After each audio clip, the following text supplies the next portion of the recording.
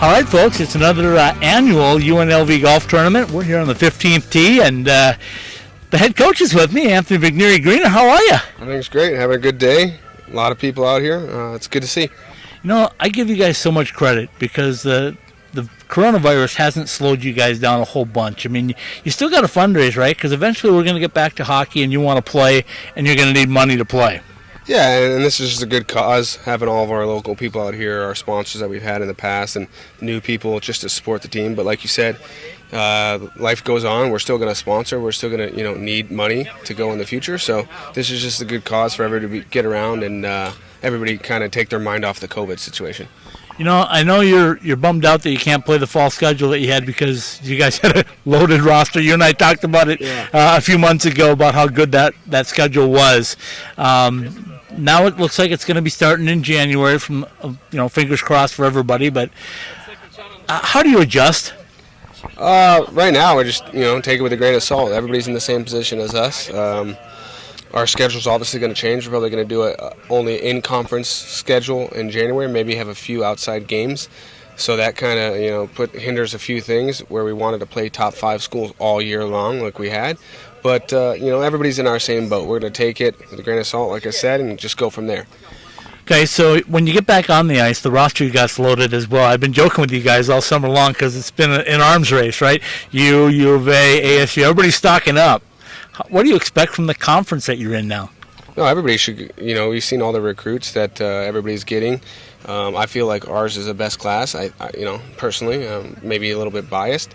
But we'll all see that in January. But the best thing about me is I have 35 kids here. Now instead of having just a 2-week tryout, I have a 4-month tryout. Whenever they can skate, I can go watch them or whatever and kind of narrow our roster down to 30.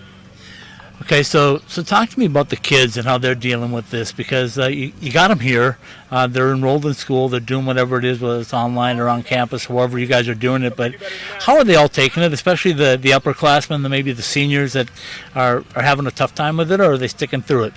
No, I think they're just they got to do what they got to do kind of thing. It's all online. It's kind of weird.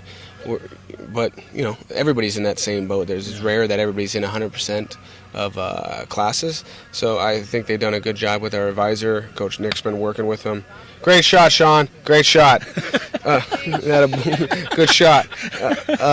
We got a cheering section here, folks. We're on the 15th tee. So what a beautiful view. Thank you guys for putting us up here because this is a lot of fun. I can do that. That's my little brother. He's not the best golfer. Pretty smart kid, but pretty bad golfer.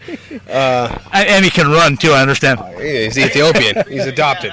He's adopted. But, for us, we do a lot of weekly Zoom calls with the guys, and we're staying in touch with them and making sure we're all following the protocols and whatnot. They're doing what they got to do. So, we're just going. I hear you. And I told you off camera, I talked to Kenny McCudden, and he was heartbroken that he couldn't be here to work with you guys. But just one of those things that...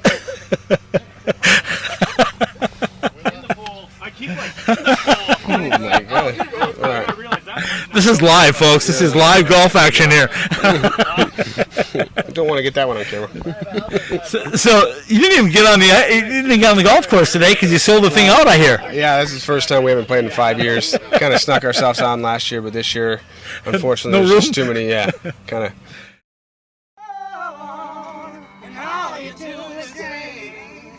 I'm a cowboy on a steel horse I ride.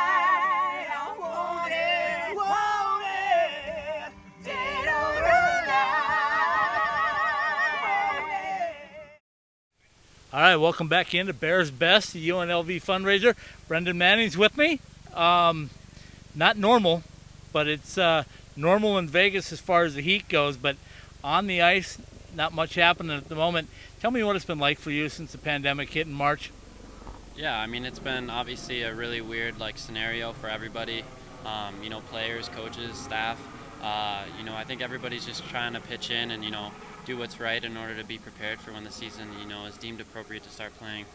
We talk about, and I've talked to several players, and the one thing is you're all in it together, right? It's like not a disadvantage for one place or another. We're all dealing with it. How are you dealing with it, though? Because mentally, physically, it's all a challenge, and everybody's got to deal with the mental part of it on their own, don't they?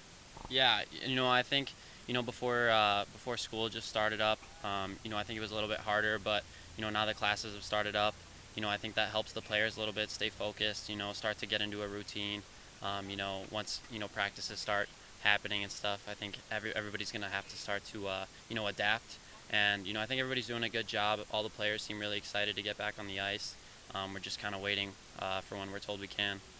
So right now it looks like games will maybe start in January. That's a hope anyway. And I've suggested to anybody that'll listen to me to make it as exciting as possible, right? So play as many games as you can and maybe get into a tournament format where you have a chance to go to nationals by winning your conference or something like that. Your thoughts? Is there anything you'd like to see them do if you're the commissioner of the WCHL? Honestly, I'm not really sure. I'm very, empathetic in terms of like their situation. I feel like everybody has to adapt to this situation. It's not easy, and we're really thankful that we might even get a season. And as soon as things start to roll around, we're going to treat it as the same way we would if things were starting normally. Tell me about the talent on this roster, maybe the deepest UNLV's ever had. How good is it going to be on the ice? Yeah, I think this year is it's going to be really interesting. We got a lot of great players from a lot of different leagues, some good Canadian boys, some good Minnesota guys, and a handful of others. I think that's going to help us, in terms of practicing and stuff. It's going to be very competitive, and I think that'll transition to the games as well. All right, thanks for your time. Keep going out here. Stay cool out in the heat in Vegas. Thank you, guys.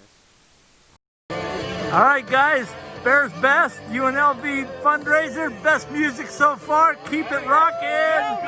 Let's go! UNLV!